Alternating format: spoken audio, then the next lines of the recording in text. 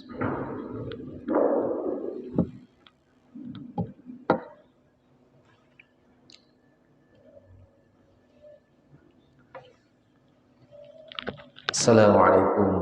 warahmatullahi wabarakatuh.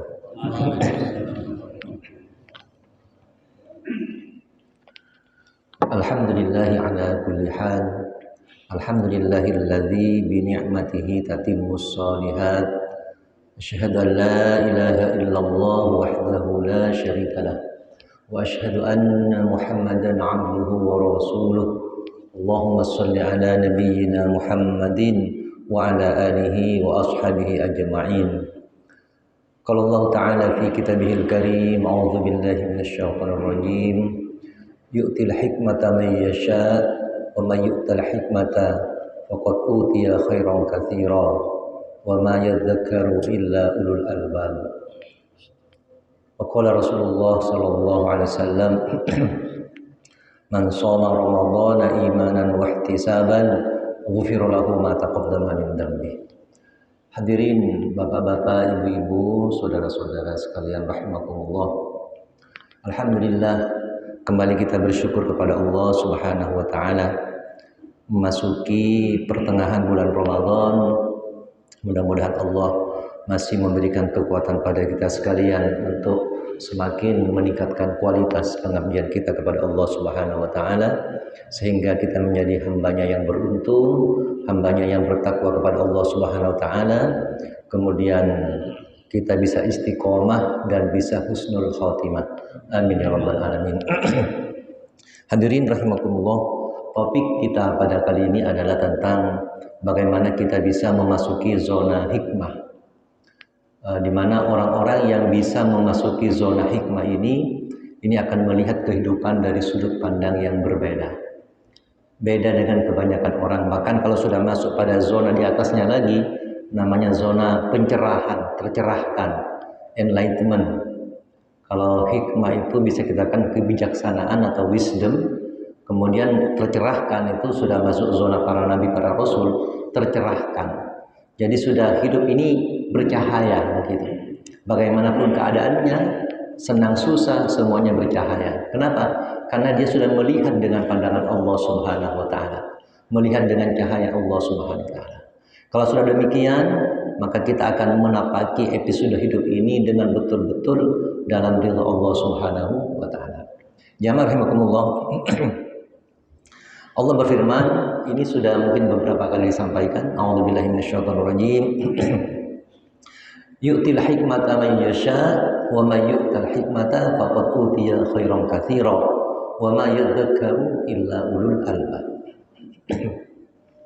Jadi Allah yang punya hak untuk memberikan hikmah kepada siapa saja yang dikehendaki, dan barang siapa yang diberi hikmah, maka orang tersebut telah mendapatkan kebaikan yang sangat banyak. Kebaikan yang sangat banyak. Dan tidaklah mendapatkan pelajaran kecuali orang-orang yang berakal. Hadirin rahimakumullah. Jadi bagaimana sekarang kita bisa memasuki zonanya, memasuki lingkupnya, masuk ke dalam perahu yang bernama hikmah ini? Ada beberapa tahapan atau beberapa langkah yang mungkin bisa kita renungkan agar kita nanti bisa masuk ke zona hikmah. Yang pertama adalah kita menjadi hamba yang ikhlas. Ini kata-kata biasa, tapi luar biasa kalau sudah ikhlas itu ada pada diri kita. Ikhlas itu menerima atau melepaskan. Kita menerima dengan ikhlas, kita melepaskan dengan ikhlas. Ikhlas itu semuanya sudah kepada Allah Subhanahu wa taala. Jadi ada menara yang nyambung kepada Allah, menara yang nyambung.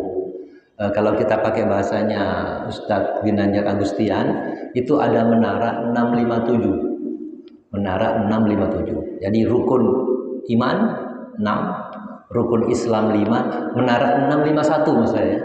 Jadi 6 itu rukun iman, 5 rukun Islam, 1 rukun ihsan. Jadi puncaknya adalah ihsan. Jadi ketika kita itu pondasi kehidupan kita itu adalah akarnya, kalau ibaratkan pohon atau pondasinya bagi rumah, itu rukun iman. Kita sudah betul-betul yakin kepada Allah Subhanahu wa taala, kepada malaikat, ya, kepada kepada Al-Quran, kepada Rasul, hari kiamat dan takdir, serta keimanan lain yang gaib, maka kemudian dibangun di atas keimanan itu adalah rukun Islam. Yang pertama syahadat. Kalau kita mendalami syahadat itu kan adanya bersaksi. Bersaksi itu melihat Allah. Bersaksi itu melihat. Saya menyaksikan kecelakaan tadi pagi. Apa artinya? Saya melihat. Tentunya kita ini tidak melihat dengan mata lahir, tapi melihat dengan mata batin. Di situ ada proses mengalami. Artinya kita itu mengalami melihat Allah dengan mata batin kita. Jadi ketika melihat misalnya orang yang tidak mampu, misalnya kita punya kelebihan harta, kita sudah melihat Allah di situ, melihat Allah, sehingga kita akan betul-betul mengayominya. Ketika melihat anak dan istri kita di rumah, kita melihat Allah di situ, sehingga ada tanggung jawab, kasih sayang. Ketika melihat murid bagi guru, melihat Allah di situ, sehingga apa?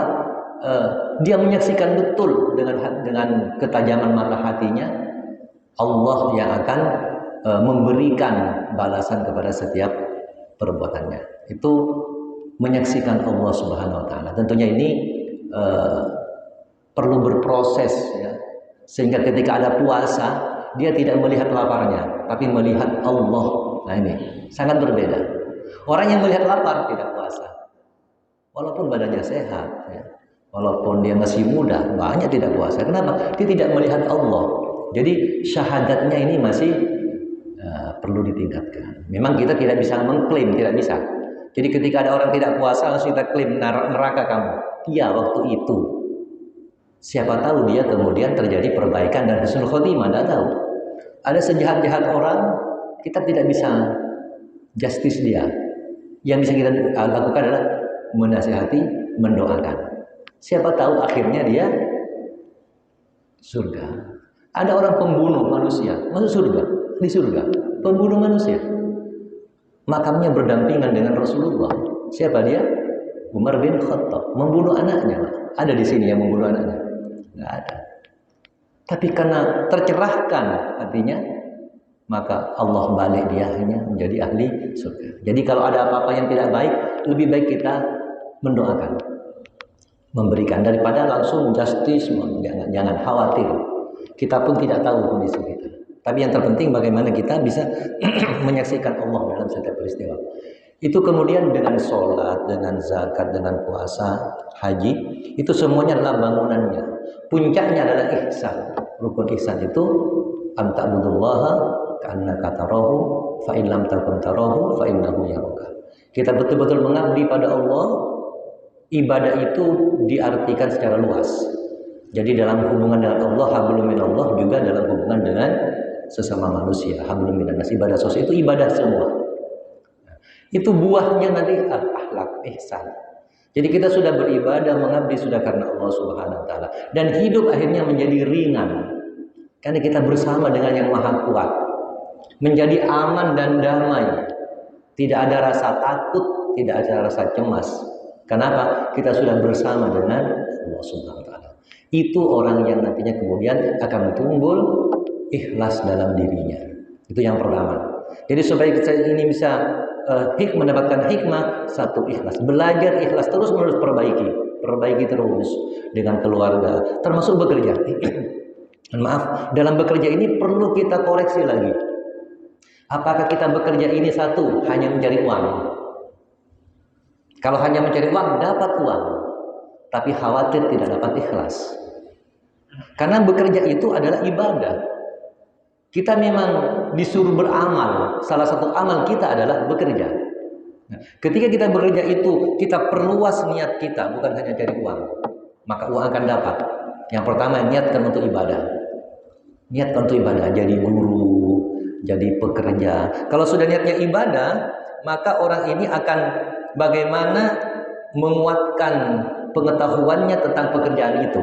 Dia akan meningkatkan kompetensinya dalam bekerja. Akan bekerja cerdas, akan bekerja ikhlas. Nanti di situ dia dapat ridho Allah, dapat uang juga. Jadi bukan uangnya duluan, tapi niat ini adalah pengabdian kepada Allah. Jadi orang yang bekerja dengan mengabdi, dia akan mencintai pekerjaannya. Apapun pekerjaannya yang penting halal, itu kalau diniatkan mengabdi kepada Allah, itu akan masuk semua, Tidak hanya bekerja mencari uang. Sehingga ketika dia bekerja, meninggal di tempat kerja. Nah, ini kan dalam rangka beribadah akhirnya.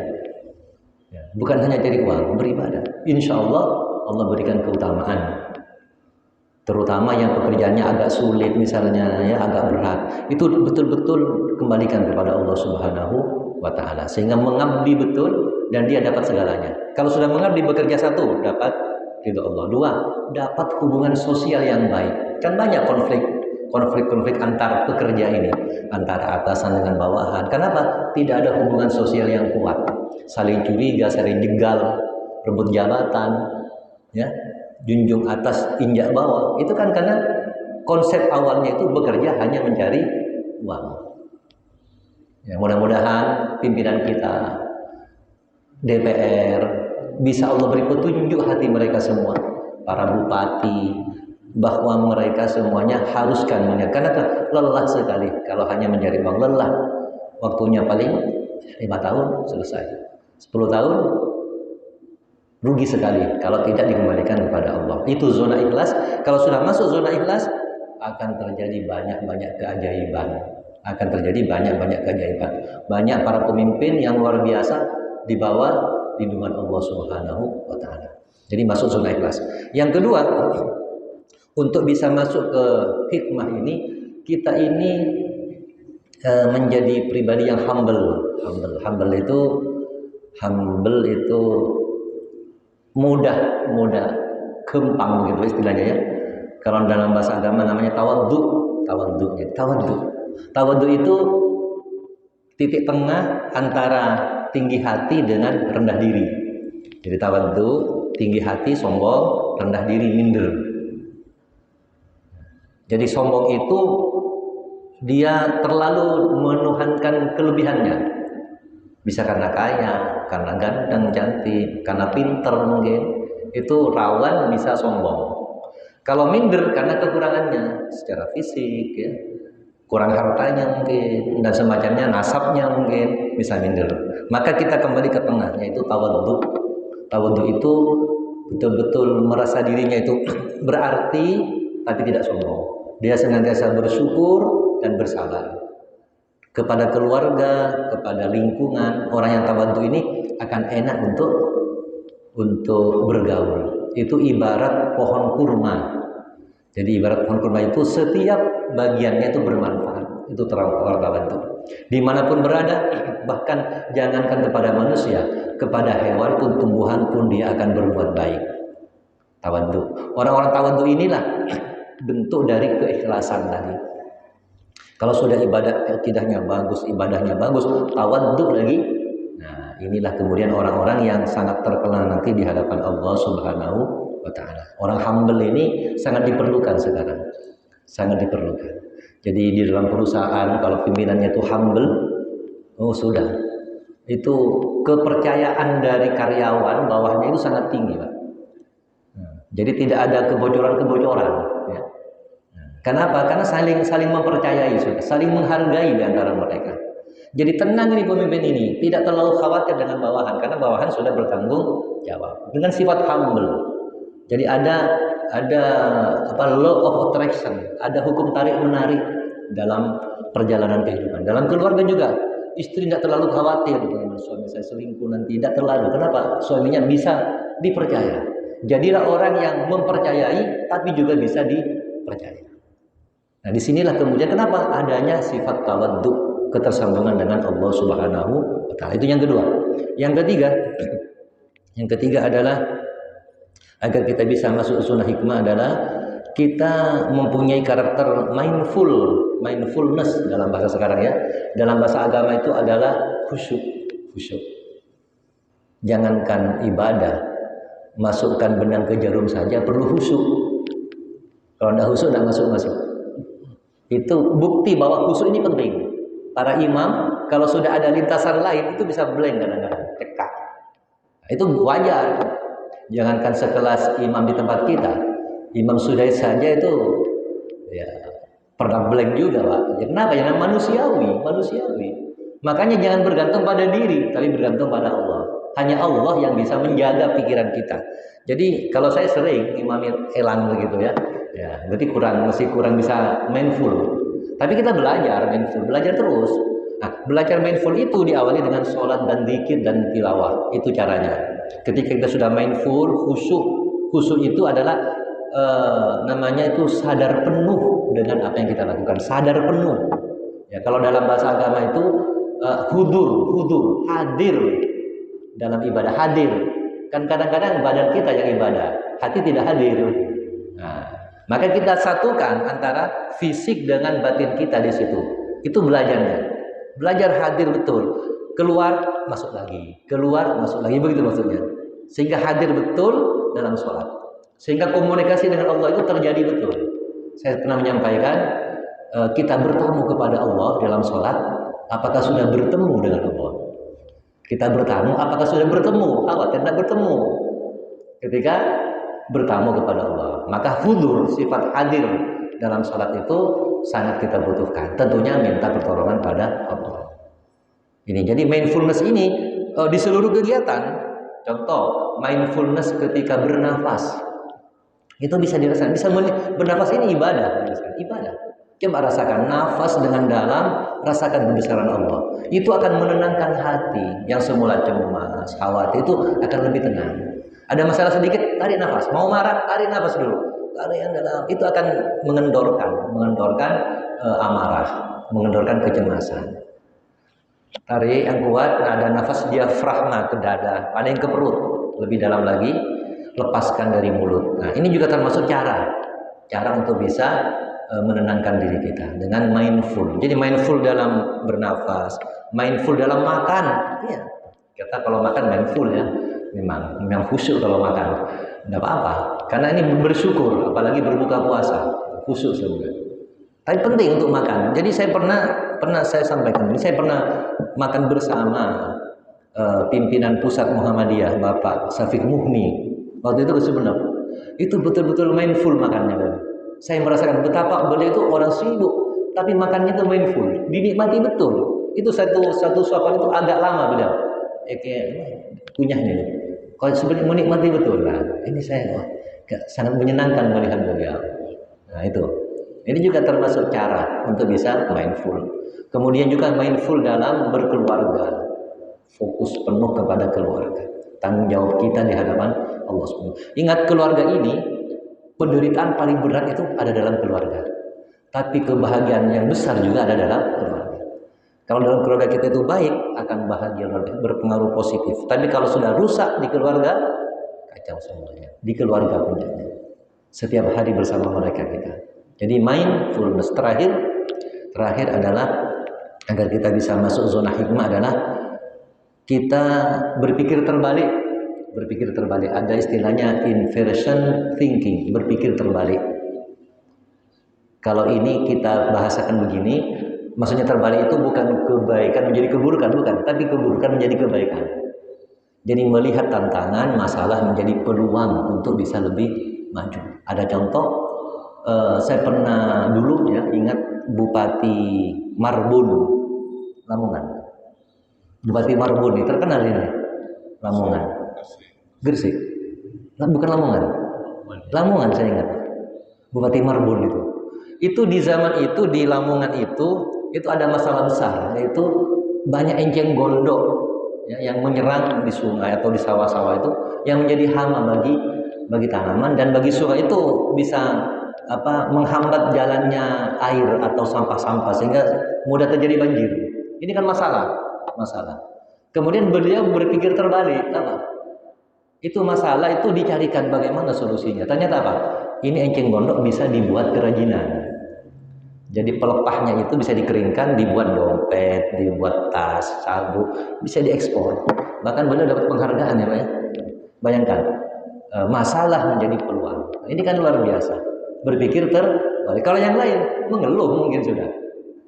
Atau misalnya di sebuah tempat itu, desa tertentu itu ada masalah hama bekicot atau hama keong di sawah. Itu kan masalah besar, Pak. Bagi para petani mengeluh semuanya. Ada satu berpikir terbalik. Apakah keong ini bisa dijual? Begitu. Bisa dijual. Ternyata dia mencari pengepulnya, ternyata menemukan itu bisa dibeli 8.000 per kilo keongnya. Maka orang ini tidak akan bahagia sendiri, dia akan membahagiakan orang. Kepada petani, wahai Bapak petani, ini saya mau beli keongnya 5.000 katanya. 5.000 per kilo. Dia dapat untung 3.000. Petani dapat untung. Sawahnya bebas dari hama, dia dapat untung. Sampai bisa mengumpulkan itu 1 ton sehari. Kalau 1 ton sehari berarti petani ini untung 3.000 kali 1.000, 3 juta sehari untungnya. Berpikir terbalik. Petani juga untung. Ini, maka di tengah-tengah masalah kehidupan kita, itu banyak hikmah-hikmah yang bisa kita ambil. Di zaman Covid kemarin, ya, sementara sebagian besar orang takut, ada yang bisa mengambil peluang untuk bisa eksis dalam. Dan sekarang juga bisnis-bisnis katanya banyak turun, mengeluh. Ya, para pegawai tidak cair-cair gaji ini. Para guru terutama, tunjangan 50% tahun yang lalu sampai sekarang belum cair. Ya sudah, berpikir terbalik saja. Kalau yang sudah cair, apa? Sudah habis uangnya. Yang belum cair, masih ada uangnya. Hanya belum cair. Kan masih ada uangnya berarti. Ternyata nggak cair, ya sudahlah.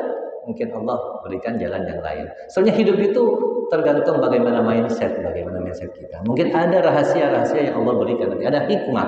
Orang yang bisa memandang dengan hikmah itu pandangannya akan luas sekali. Kalau sudah memandang dengan mata fisik, ya sudah di sini saja pandangan kita. Tapi kalau hikmah di luar sana bisa kita lihat dengan mata batin kita. Itu yang terpenting bagi kita. Kalau sudah masuk pada zona hikmah, ibadah itu menjadi nikmat, hidup menjadi ringan sekali, pergaulan menjadi sehat, semuanya akan bahagia, sehingga kita menjadi orang-orang yang bertakwa, istiqomah, dan husnul khotimah. Demikian Bapak Ibu sekalian, mudah-mudahan semakin mendekati Idul Fitri, dapat hikmah kita untuk meningkatkan kualitas ibadah kita. Sementara orang sudah mulai banyak bosan, ini jadwal bukber semakin ramai nanti ke belakang. Tapi tarawihnya kadang-kadang ya jadi korban. Mudah-mudahan tidak begitu, ya, tidak begitu. Mudah-mudahan semakin lebih baik sehingga Allah Subhanahu Wa Taala dalam kehidupan ini betul-betul menjaga kita, menyelamatkan kita sampai kita nanti menghadap Allah Subhanahu Wa Taala. Demikian, wallahu minkum, subhanakallahumma bihamdika asyhadu an la ilaha illa anta astaghfiruka wa atubu ilaik. Wassalamualaikum warahmatullahi wabarakatuh. Waalaikumsalam.